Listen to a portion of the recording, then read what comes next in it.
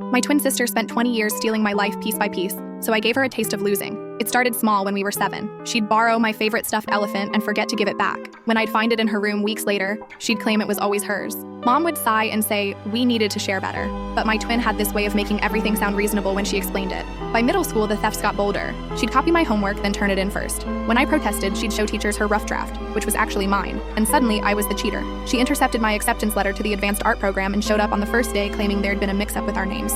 The instructor believed her because she'd practiced my drawing style for weeks.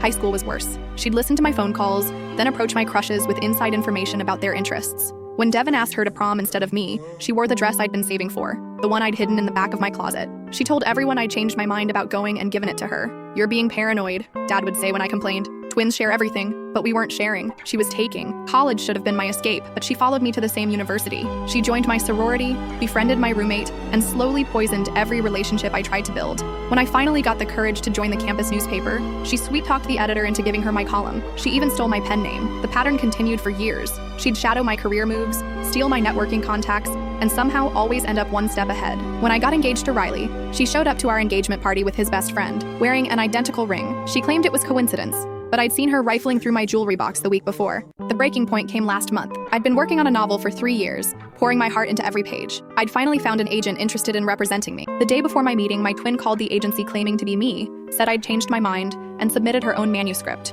which was my story with her name on it. She got the book deal, the advance, the interviews. I watched her on morning television, talking about her inspiration, using my words to describe my characters. That's when I realized something. For 20 years, I'd been documenting everything, every stolen moment, every plagiarized idea, every relationship she'd sabotaged. I had photos, emails, witnesses, and proof. I spent a week gathering evidence. Then I created a website called The Real Story, with side-by-side comparisons of our work, testimonials from college friends, and a timeline of her thefts. I included screenshots of her social media posts, where she'd accidentally referenced events from my life that she'd never experienced. The coup de grace was a video of her trying to answer questions about her novel at a book signing. She couldn't explain basic plot points because she'd never actually written the story. Within 48 hours, the website went viral. Her publisher dropped her. The advance was revoked. Literary blogs picked up the story, calling it the biggest plagiarism scandal in years. But the sweetest revenge came when she called me, sobbing. "How could you do this to me?" she wailed. "I'm your twin. We're supposed to support each other." I smiled, finally understanding the power she'd held over me all these years. "You're right," I said calmly. "We should share everything." So I shared the truth. Yesterday, I signed with her former agent. My book comes out next spring. She's working at our hometown grocery store, telling anyone who'll listen that her sister destroyed her life. For once, she's telling the truth.